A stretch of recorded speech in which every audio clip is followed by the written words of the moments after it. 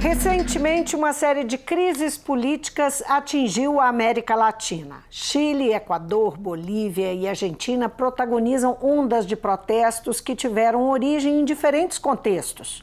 Somam-se aí o Peru e o Paraguai com governos que enfrentam instabilidade e a Venezuela há mais tempo com graves problemas econômicos e sociais e um regime cada vez mais isolado. Eu recebo hoje o professor de Direito e Relações Internacionais do IBMEC, Vladimir Feijó. Ele analisa para nós esse cenário, suas origens, o que pode haver em comum entre os países e como o Brasil está situado neste quadro. Muito bem-vindo, Vladimir. Muito obrigado por me receber, é uma satisfação. Vladimir, como é que você enxerga? Vamos começar aí pelo todo, não é? Esse cenário na América Latina, o que te parece essa eclosão de protestos, essas crises nos países? Se me permite, eu acho que o cenário no mundo é muito parecido com o ambiente antes da Primeira Guerra Mundial. Nós estamos nos testes, alguns regimes que tentam saber os limites até onde podem ir, redescobrindo o que é ser democracia, talvez, no século XXI, e, de outro lado, alguma pressão pró-liberalização, tanto de mercado quanto de participação política. A América Latina não está isento disso, e, em especial, no mundo de mudança de poder do cenário Estados Unidos, China, como um incumbente aí, os governos latino-americanos também testam o limite. E, por consequência, a população responde. Eu não tenho dúvida que a circunstância econômica depois de 2008 mudou bastante a análise política. As dificuldades que os governos enfrentam, as famílias e as empresas também têm levado a algum esgarçamento da relação. Isso, então, a questão econômica, ela é a mola propulsora desses eventos que vão impactar a política no mundo? Eu não tenho dúvida que há, inclusive no noticiário, uma promessa de que o mundo tem que ser para todos. A ONU estabeleceu metas do milênio 2000 a 2015 e depois 2015 a 2030 e isso foi difundido entre as pessoas. De alguma forma, há uma ambição de cada um fazer parte desse progresso. E quando há uma percepção de que eu estou deixando de fora, eu estou deixando para trás, talvez a reação seja a manifestação. Isso é mais presente em alguns países do que outros, esses níveis de exigência? Eu digo isso em relação a que nós estamos aqui tomando como parâmetro um ambiente democrático, não é isso? Exato. Podemos dizer que há muitas diferenças. Isso, claro que existem tolerâncias para o que se considera democracia. Nas relações internacionais, nós adotamos algum parâmetro da relação cultural para como as pessoas se relacionam entre si ou com o governo. Por exemplo, tem um indicador, Hofstede, que fala da distância do poder. Quanto maior o numeral, mais tolerante as pessoas são para que as decisões sejam de terceiros. Um chefe dentro de uma empresa, o chefe de Estado dentro de um país. A Rússia, por exemplo, tem numeral 93, bem distante da decisão individual. O Chile, a Argentina, já são sociedades que gostariam mais de participação pessoal, o envolvimento pessoal e não terceirização. Então, talvez o votar não seja suficiente. Como é que é essa escala? Só para entender. Essa escala, ela... ouvi falar nela. O índice Hofstede, ela mede diferentes valores, mas esse específico da distância do poder leva em consideração, mediante pesquisa de opinião ao longo do tempo, como que as pessoas percebem de quem é a responsabilidade decisória. Então, esse autor, ele ponderou aí e estabeleceu números, ele estabeleceu a escala dele. E quanto maior o numeral, mais distante a responsabilidade é da própria pessoa. Então, os latino-americanos tendem a ficar no meio termo. O Brasil está num nível elevado, por exemplo, está ponderado como 69. A Argentina e o Chile estão abaixo de 50, gostariam talvez de ter mais participação. Bom, nós podemos dizer que é isso que você está descrevendo, essa, digamos, essa ambição, não é? Que as sociedades têm de ter mais liberdade e mais acesso aos benefícios da democracia, que levam, que é isso que é o ponto em comum. O que agora nos detendo mais sobre a América Latina em especial e esses eventos, Esse que é o ponto comum? Sim, o Chile, por exemplo, tinha sido descrito como uma sociedade estável, uma sociedade que havia abraçado a reforma do liberalismo e estava recolhendo frutos desse bem-estar, de um crescimento, no mínimo, estável, sem muitos picos. Mas, aparentemente, a sociedade chegou a um ponto de que 30 centavos na passagem, vamos pegar aí a exemplo do que aconteceu no Brasil, foi a gota d'água. Chegou ao limite do quanto ela estava disposta às decisões serem tomadas por outros. Então não basta, talvez, na minha leitura, que o povo chileno se sinta representado dentro do parlamento e dentro do presidente. Talvez ele queira mais audiência pública, ele queira mais transparência das consequências de cada uma das decisões para que ela possa opinar também e interferir. Agora, isso não tem a ver também com o quanto há uma sensação e uma realidade de desigualdade? Isso é apontado como que aí é muito um sentimento, não é? É um sentimento que, vez por outra, aparece provas que para a população é drástica. No caso do Chile, alguns dias atrás, apareceu um áudio da primeira-dama em plena escassez de comida, né? Um embargo por questão do movimento, reconhecendo que existem privilégios.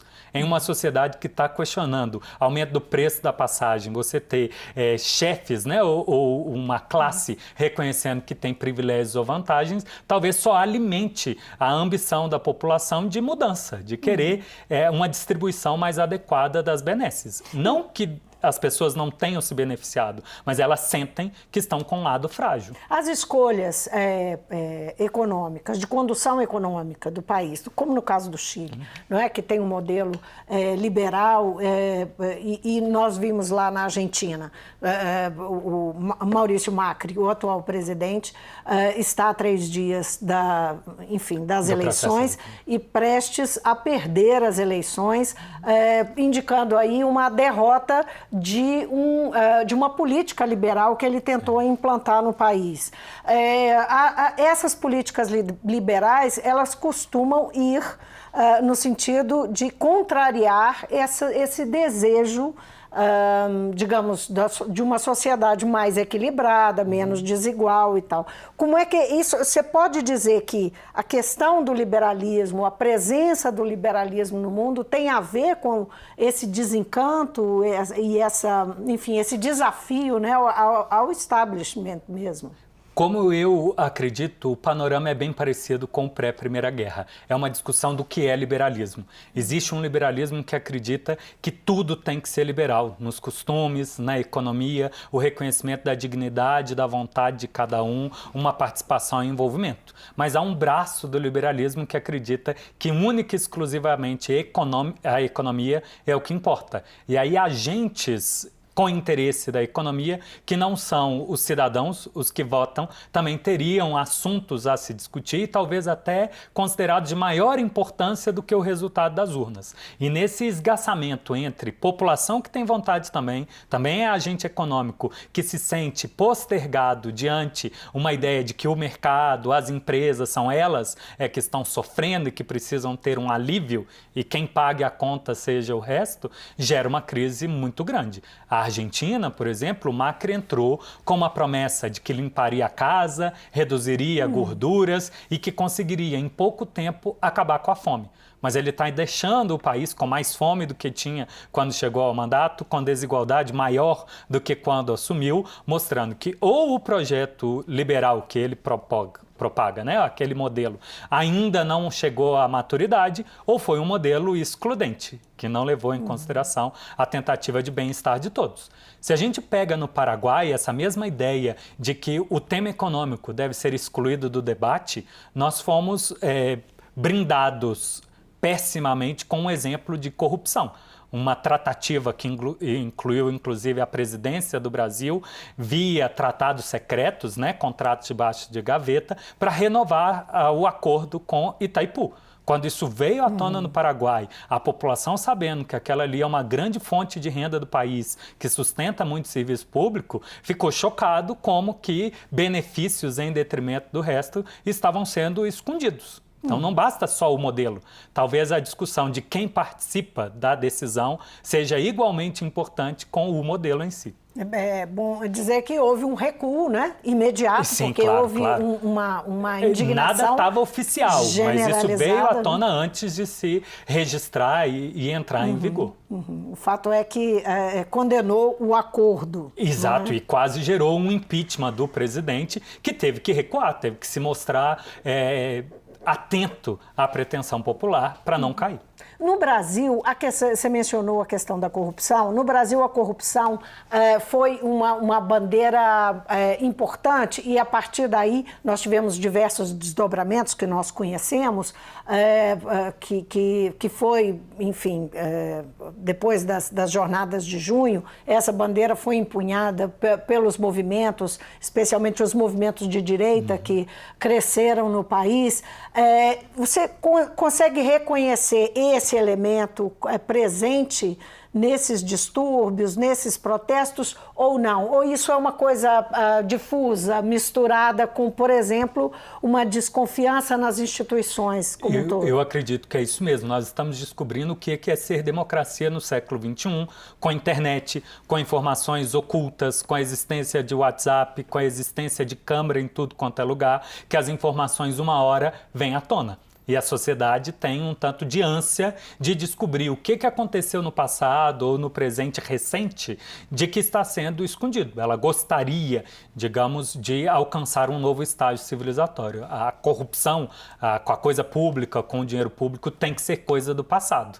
A discussão é apenas como combater isso, quem que deve ser o responsável e qual a participação. Eu não tenho dúvida que alguns países da América Latina, o Equador e o Paraguai em especial, as manifestações de rua giram em torno disso, envolvendo inclusive a própria Lava Jato, né? Já que vazamento de informações ou as delações premiadas no Brasil levaram a conhecimento que a corrupção ocorreu inclusive em obras realizadas naquele país. Você relaciona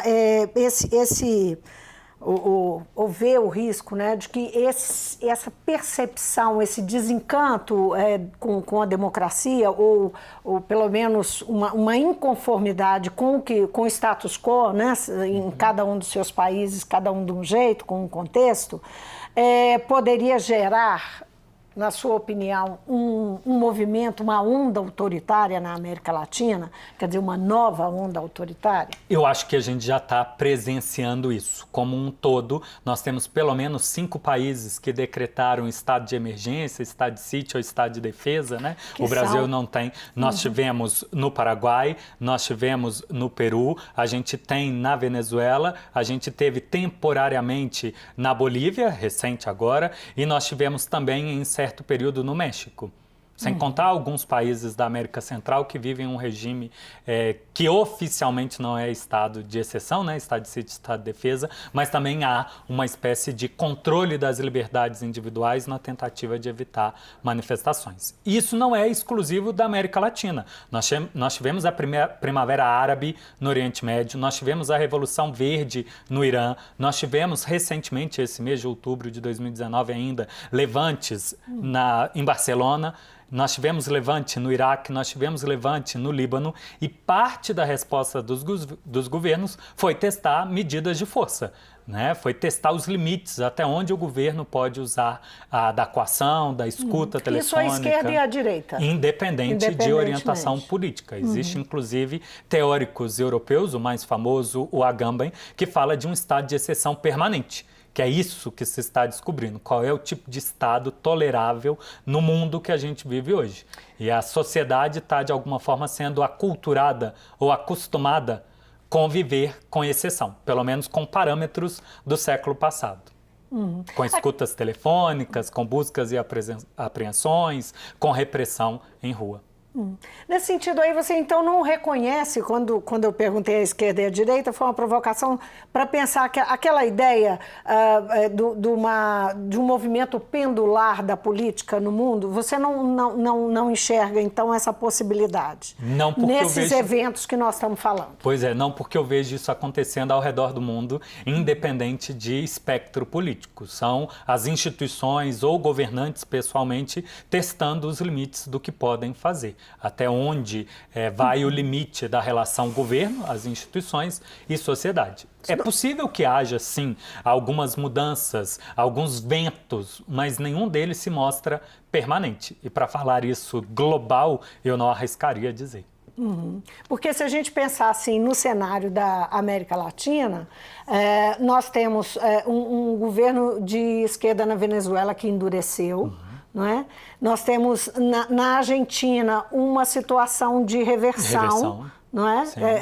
Há quem entenda que os dois lados são populistas, mas um de esquerda e o outro de centro-esquerda e o outro de direita. Algo que aquele índice do Hofstede prova não existir mais na Argentina. A cultura não é muito tolerante ao populismo, mas é uma população que quer se sentir parte do processo e aí pode bandear para um lado ou outro. Mas existem manifestações de governo à esquerda no México, que apesar de ter sido eleito com a promessa, queria mudar políticas contra a população, ainda mantém certos parâmetros e progressivamente vai vendo até onde a população vai exigir que nesse ciclo de governo se ceda. Nós temos também na Bolívia um governo há um tempo chamado de esquerda, mas de outro lado nós temos o Chile, comando do Evo Morales, que conseguiu um avanço grande lá em termos de redução votação. De pobreza. Certamente, com aquele novo modelo plurinacional, dando voz à população indígena, repartição de receitas, dando uma redução drástica. Só uma observação, nessa quinta-feira ele anunciou que já tem, foi agora, nessa tarde dessa quinta-feira, 98% da apuração feita e que ele tem 10 pontos de vantagem sobre o Mesa, que é o opositor dele, mas na verdade é justamente essa apuração que está em xeque e que levou as pessoas para as ruas. E exatamente, o governo também já deu certa abertura para uma observação paralela da OEA fazer a verificação, mas com as condicionantes que ele impôs. E aí, voltando no espectro político, nós temos governos também chamados de direita que igualmente podem estar testando os limites da força governamental. Falamos de todo mundo. O Peru com o conflito lá entre o executivo e o legislativo, fortíssimo, em virtude dessas trocas de acusação, teve renúncia de vice, e aí o Congresso decidindo se iria impor ou não, e a população entra no meio querendo talvez ter voz. E tem na origem também os problemas de corrupção. Sim. Não é? O embate lá. O Equador com uma crise deflagrada por problemas econômicos. Isso, e que não é de agora. O Equador teve uma dolarização da economia na década de 90, teve uma transição, teve um governo de promessa de inclusão, aparece a corrupção e os excluídos questionam todo esse processo, gerando instabilidade para quem governa. Quem assumiu está migrando para enfim, um governo mais à direita, né? Pelo menos aparenta buscar uma resposta no foro internacional, com apoio do FMI. Bom, Venezuela é um quadro mais bem conhecido, né, das pessoas e que parece que pelo menos é uma aparente calmaria nesse momento na Venezuela? Na verdade, o noticiário deixou de tratar muito da Venezuela porque houve uma aposta forte, tanto do governo dos Estados Unidos quanto do novo governo brasileiro, de um poder paralelo, mas que parece não se consolidar. Então, dessa forma, fica difícil você dar apoio a um governo que não governa. E do outro lado, o outro, já não tendo um governo com tanto apoio, pode ter acalmado um pouco a postura. Mas é um caso que ainda está em andamento, porque a Venezuela não tem só dois que se dizem presidentes, mas tem dois parlamentos. Tem um que está elaborando uma Assembleia Constituinte e outro que é um Congresso que se diz poder legislativo. E enfrenta problemas gravíssimos econômicos e sociais debaixo de sanções muito graves. Isso é que é o que eu acho que o noticiário fala muito pouco, que é uma opção do direito internacional para forçar a mudança do regime, reforçar dificuldades econômicas para que a população instigada pelo sofrimento busque a troca. Agora, vamos falar um pouquinho de Brasil nesse contexto. O Brasil, nesse cenário da América Latina, como é que você enxerga? O país também enfrentou muitos sobressaltos, não está numa situação política cômoda, elegeu um presidente há 10 meses depois de passar por uma longa crise política e havia uma expectativa de que esse governo fizesse o país superar a crise política, mas não é a percepção que há generalizada. É um governo que tem criado muitos sobressaltos. Essa é uma percepção geral, mas eu queria saber o que você pensa do Brasil nesse cenário da América Latina com esse governo.